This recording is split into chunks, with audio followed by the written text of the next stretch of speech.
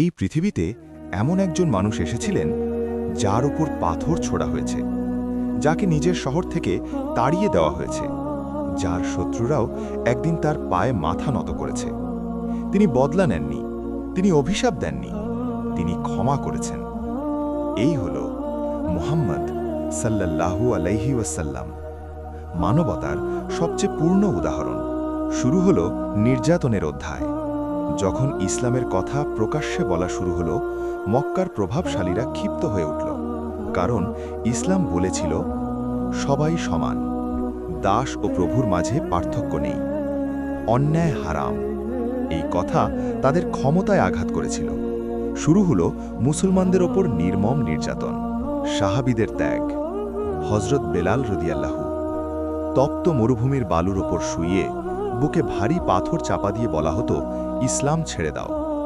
কিন্তু তার মুখ থেকে বের হতো, আহাদ আহাদ। মহানবী সাল্লাল্লাহু আলাইহি ওয়াসাল্লাম দূরে দাঁড়িয়ে এই দৃশ্য দেখে কাঁদতেন, কিন্তু আল্লাহর উপর ভরসা হারাননি। একই বছরে তিনি হারালেন প্রিয় স্ত্রী খাদিজা রাদিয়াল্লাহু, চাচা আবু তালিব রাদিয়াল্লাহু। এই বছরটি ইতিহাসে পরিচিত আমুল হুজন, অর্থাৎ দুঃখের বছর। তিনি একা হয়ে পড়লেন, কিন্তু আল্লাহ তাকে একা ছেড়ে দেননি। আশার খোঁজে তিনি গেলেন তায়েফে, কিন্তু সেখানে কথা শোনা হলো না, বরং শিশুদের দিয়ে পাথর মারানো হলো, রক্তে ভেজে গেল পা। ফেরেশতা এসে বললেন, আপনি চাইলে এদের ধ্বংস করে দিতে পারি। কিন্তু তিনি বললেন, না, হয়তো এদের ভবিষ্যৎ প্রজন্ম আল্লাহকে চিনবে। এই ক্ষমা মানুষের পক্ষে কল্পনাও কঠিন। এই দুঃখের পর আল্লাহ তাকে দিলেন এক অলৌকিক সম্মান, ইসরা ও মেরাজ।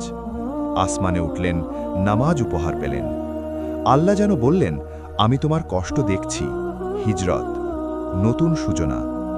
নির্যাতন চরমে পৌঁছালে আল্লাহ নির্দেশ দিলেন মদিনায় হিজরত।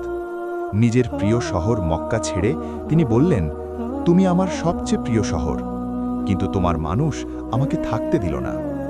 মদিনায় তিনি গড়ে তুললেন ভ্রাতৃত্ব, ন্যায়, শান্তির সমাজ। যুদ্ধ, কিন্তু নীতিতে অটল।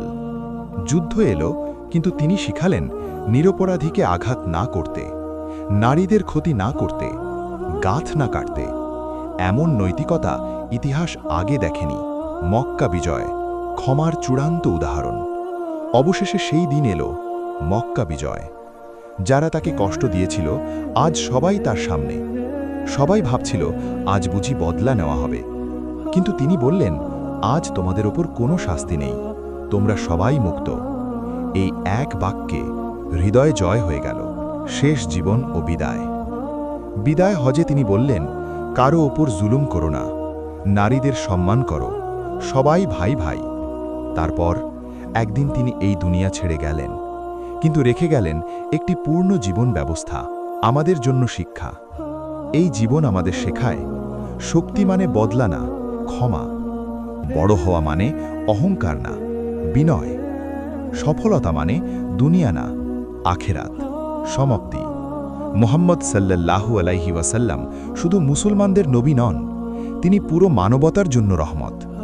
যতদিন দুনিয়া থাকবে এই আলো জ্বলবে। এই ভিডিওটি সিরাতে রাসূল সাল্লাল্লাহু আলাইহি ওয়াসাল্লাম থেকে নেওয়া শিক্ষামূলক জীবন কাহিনী। কোনো ভুল হলে আল্লাহ আমাদের ক্ষমা করুন এবং শুদ্ধ জানালে আমরা সংশোধন করব।